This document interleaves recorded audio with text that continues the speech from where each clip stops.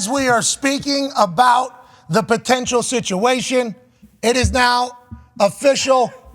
Brandon Staley has been fired as the Los Angeles Chargers head coach.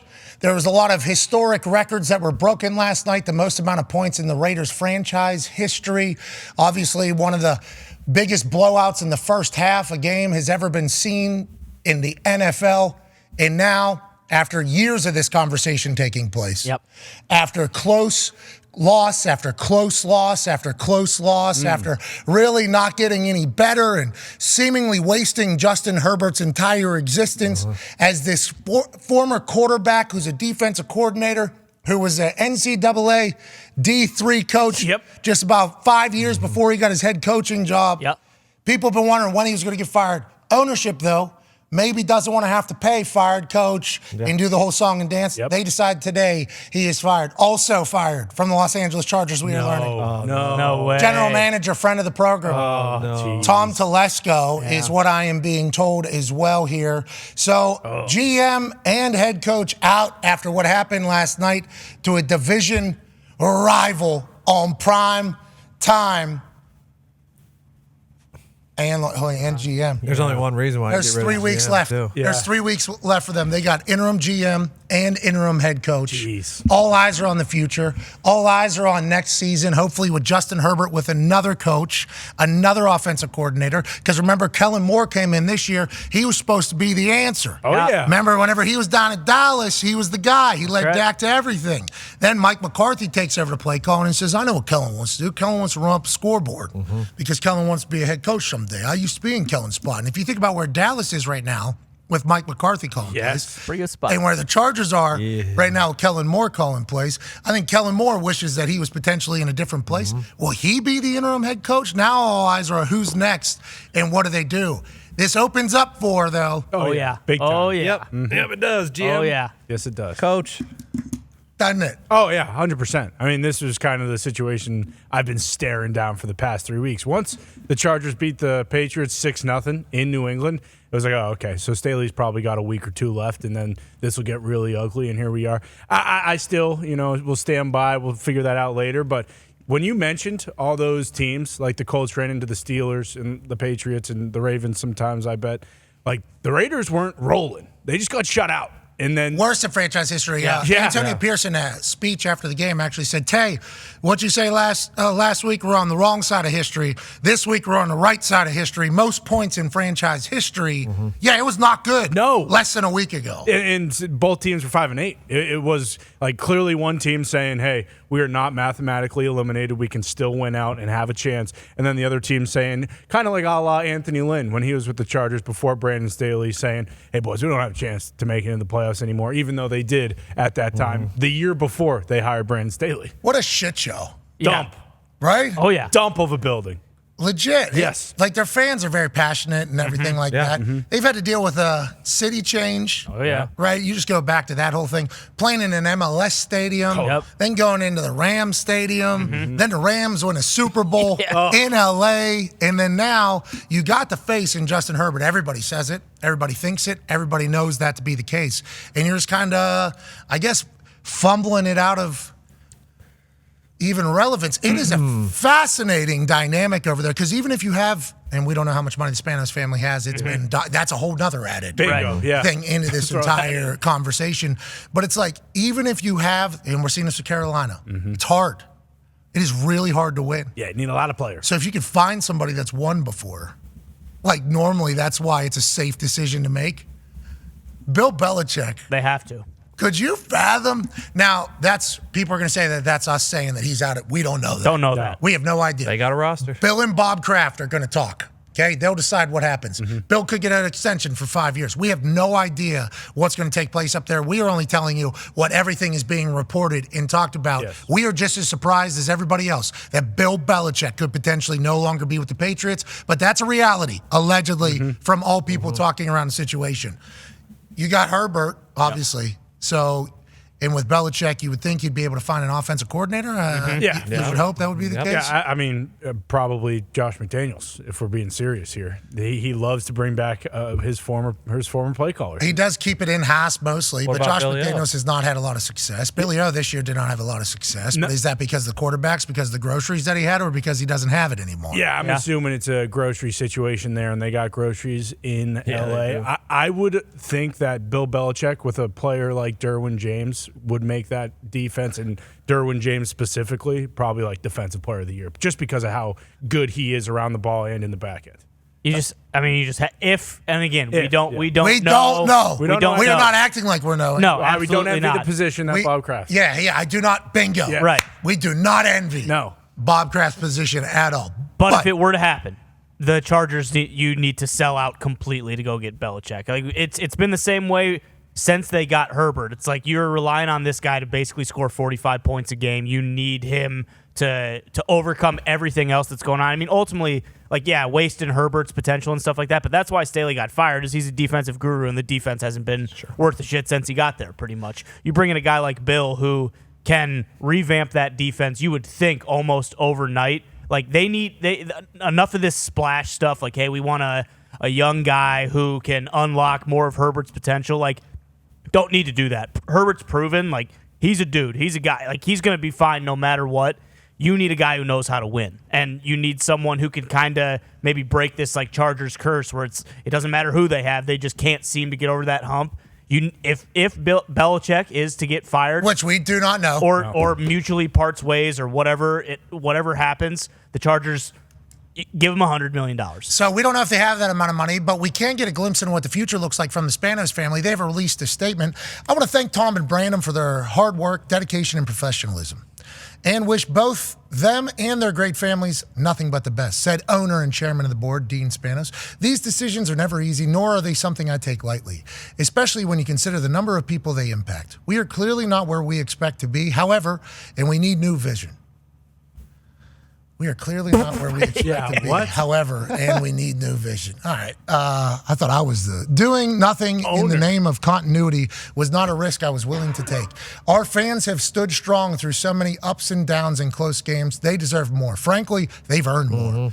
Building and maintaining a championship caliber program remains our ultimate goal, and reimagining how we achieve that goal begins today. And that's from Dean Spanos. I like that he quoted himself in the middle of his quote that he released himself. My God. Pretty good. That's really good. Yep. They're not getting Bill, I'll tell you that much. If that is how the owner we don't know. Bill Belichick. We do not know what we just saw. Yeah, but we do, and maybe I didn't read it right, because, as people speak different, its flow could have been much different. We read it right. There's a couple sentences there that obviously we don't fully understand, but I like what he's thinking. He's saying, hey, listen, that is from the Chargers. Okay. From the Chargers. Okay. Just release the quote that you don't have to put in the middle of it that he said it. Ain't going we there. get it, And the Chargers social team is very good.